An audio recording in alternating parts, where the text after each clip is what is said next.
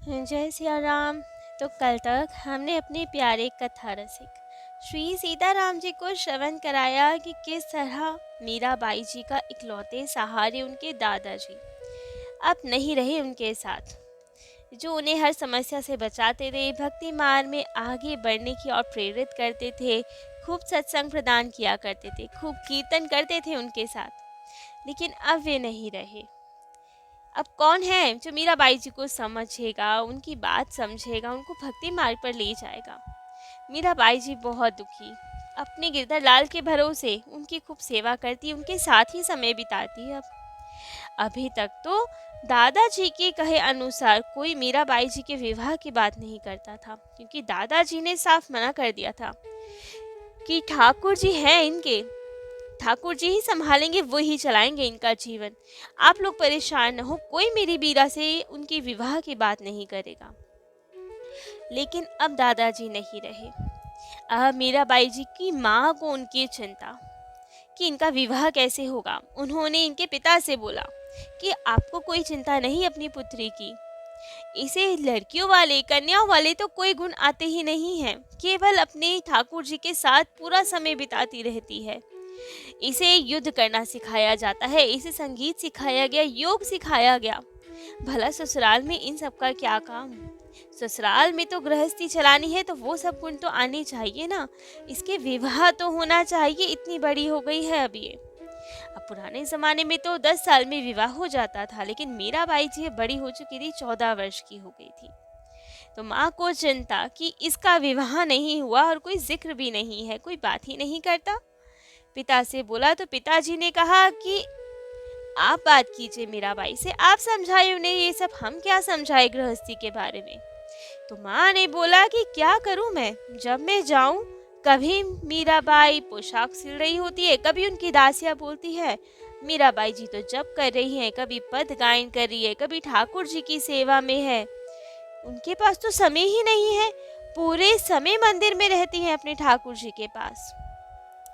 मीराबाई जी के दादाजी ने रनिवास में ही एक बहुत सुंदर स्थान बनवाया था मीराबाई जी के लिए, श्याम कुंज, जहाँ एक बहुत सुंदर बगीचा था और उसमें इनका एक मंदिर। ठाकुर जी के साथ वहीं रहा करती थी अधिकतर, महल में तो कम ही रहती थी। जब उनकी माँ आती तो ये सेवा कार्यों में ही होती थी, तो माँ बात ही नहीं कर पाती इनसे। परंतु अब एक दिन तो माँ ने निश्चय किया आज तो बात करनी ही है। तब गई मीराबाई जी के पास। मीराबाई जी पोशाक बना रही थी ठाकुर जी के लिए। मीराबाई जी की सखियां उनके साथ थी। चंपा, चंपा वही सखी जो पूर्व कथा में हमने बताया था, राधिका रानी, हमारी राधा रानी की प्रिय सखी चंपक लता जी, वे सखी चंपा सखी। एक थी केसर, एक मृदुला जो इनकी धाय माँ थी, और एक चमेली। ये 4 सखी इनके साथ सदा रहती थी, खूब सहयोग करती थी इनका।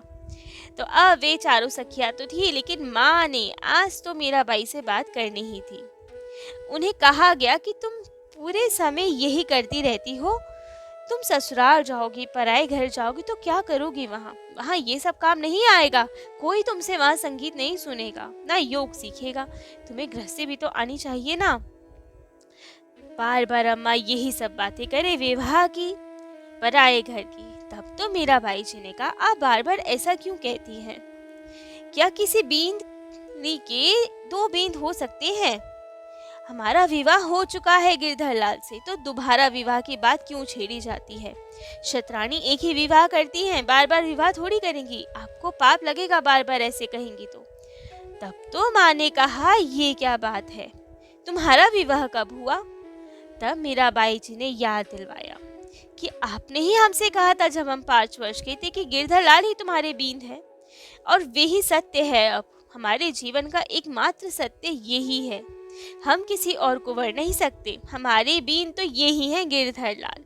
मैं इन्हीं की बींद नहीं हूँ, दूसरा विवाह नहीं करूंगी किसी के साथ।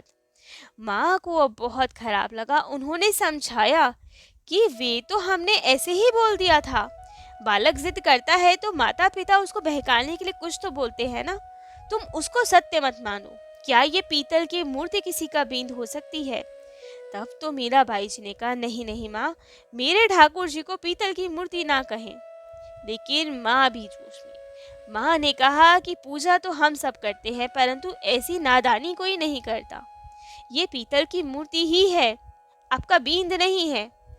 ये आपका बींद हो ही नहीं सकता, तो विवाह तो आपको करना पड़ेगा।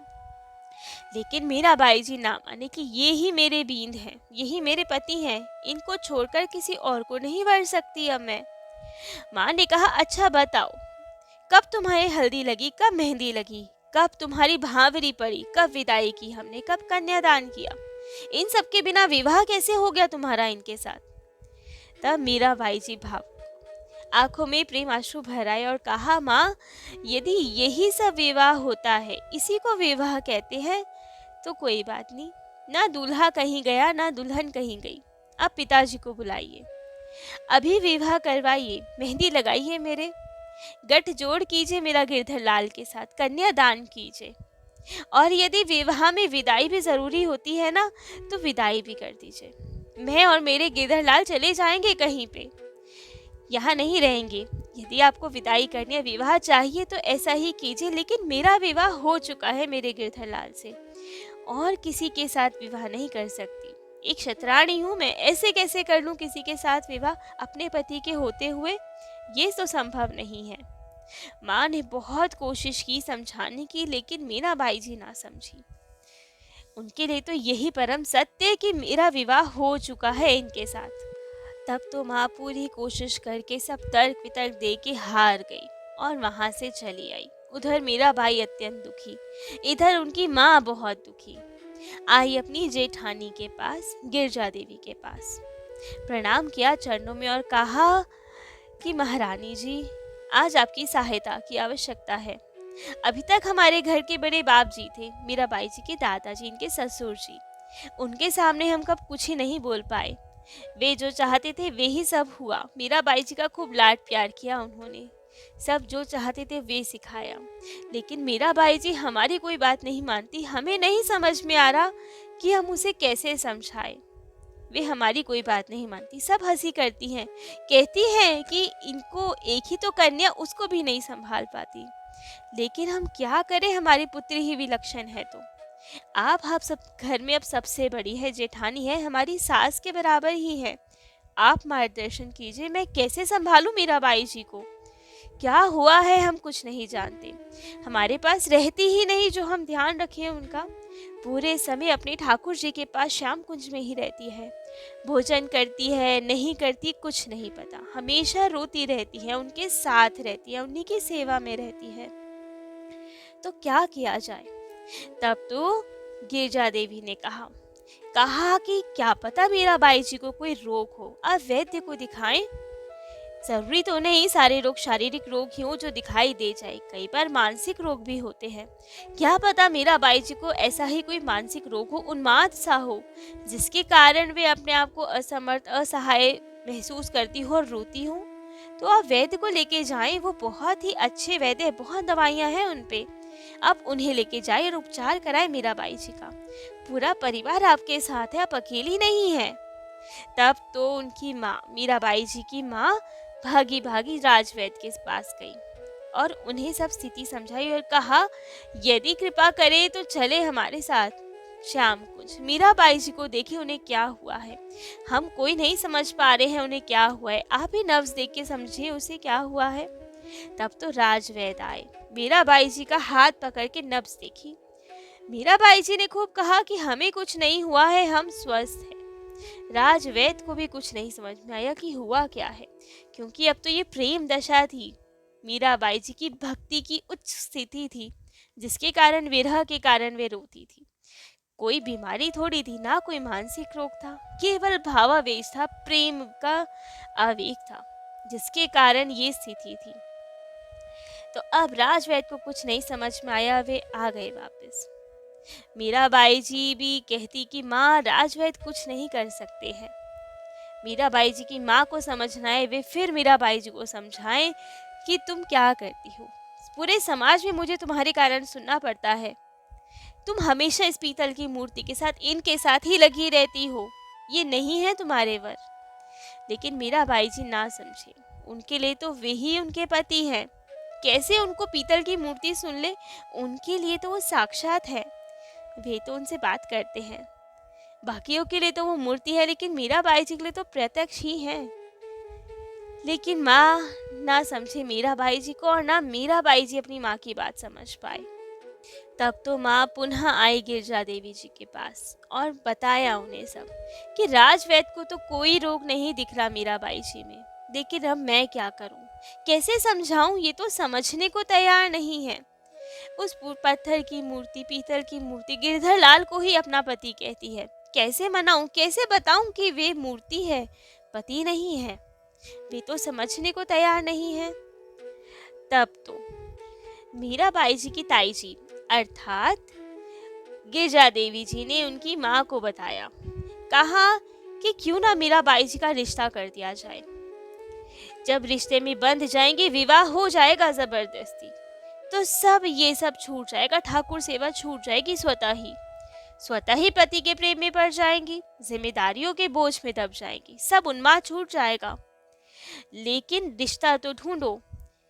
तब तो उन्होंने कहा कि कैसे ढूंढे। अपने पति से, मीराबाई जी के पिता से बोला, लेकिन वे कहते हैं कि बड़े भाई के होते हुए हम थोड़ी ढूंढेंगे, उनकी दायित्व हम कैसे उनसे कहें। तब तो गिरजा देवी जी ने कहा उचित ही है, हम ही बात करेंगे। तो अब जब मीराबाई जी के ताऊ जी आए, तब तो गिरजा देवी ने अपने पति से, मीराबाई जी की ताऊ जी से बात की और कहा कि क्या आपको चिंता नहीं मीराबाई जी के विवाह की, कोई वर नहीं ढूंढ रहे, बेटी बड़ी हो रही है। तब तो उन्होंने कहा चिंता तो बहुत है, लेकिन उनके पिता रतन सिंह ही कभी नहीं कहते, तो हम कैसे ढूंढे। तब गिरजा देवी ने कहा कि बड़े तो आप हैं ना घर के, जिम्मेदारी आपकी है, बड़े के होते हुए वो क्यों ढूंढेंगे रिश्ता अपनी पुत्री का, आपकी जिम्मेदारी बनती है, आप ढूंढे वर। तब उन्होंने कहा अवश्य, लेकिन अगर आपकी नज़र में कोई अच्छा वर है तो आप बताएं, जो आज ये बात की आपने। तब गिरजा देवी ने कहा जी, हमारी नज़र में एक बहुत सुयोग्य वर है मीराबाई जी के लिए, बहुत अच्छा खानदान है। तो मीराबाई जी की ताई जी जो थी गिरजा देवी, वे उस समय के सबसे बड़े राठौर परिवार राणा सांगा की बहन थी। राणा सांगा जी बहुत महान योद्धा थे, सब विपक्ष मुगल सब उनसे बहुत भय खाते थे। बहुत ऊंचा स्थान था इनका राणा सांगा का। इनके खानदान में, परिवार में, पूर्वजों में सब बहुत महान महान योद्धा हुए। वैसे ही इनके पुत्र भोजराज भी थे, अभी 16 वर्ष के ही थे, परंतु बहुत महान योद्धा थे, ज्ञानी भी बहुत थे, शास्त्र शस्त्र दोनों का बहुत अच्छा ज्ञान था। तो गिरजा देवी जी ने कहा कि हमारे भतीजे, हमारे भाई के पुत्र भोजराज, वे मीराबाई जी के लिए बहुत उपयुक्त रहेंगे, उन्हीं का रिश्ता किया जाए मीराबाई से। लेकिन इनके पति ने कहा कि वो बहुत ऊंचा परिवार है, हम बहुत छोटे हैं मेरता, लेकिन चित्तौड़ राजवंश बहुत बड़ा है हमसे, विवाह हमेशा बराबरी वालों में होना चाहिए, हमारा उनके सामने कहीं वर्चस्व नहीं रहता, हम बहुत छोटा राज्य है हमारा, वो बहुत बड़े हैं। लेकिन गिरजा देवी ने समझाया कि जब वे अपनी बेटी दे सकते हैं यहाँ, मैं भी तो उसी वंश से हूँ, मैं भी तो यहाँ आई हूँ, तो जब वे अपनी बेटी दे सकते हैं तो हमारी बेटी ले क्यों नहीं सकते। मैं बात करूँगी भैया से अपने भतीजे के लिए और मीराबाई जी के लिए, और ये विवाह कराया जाएगा। तब तो वे बहुत प्रसन्न और कहा कि यदि ऐसा होता है तो इससे ज़्यादा प्रसन्नता की तो बात ही नहीं। भोजराज जी पूरे खानदान में सबसे बड़े पुत्र है, अर्थात वे ही राजा बनेंगे राणा सांगा के बाद। तो मीराबाई जी रानी बनेंगी, खूब राज करेंगी, खूब प्रसन्न रहेंगी आजीवन।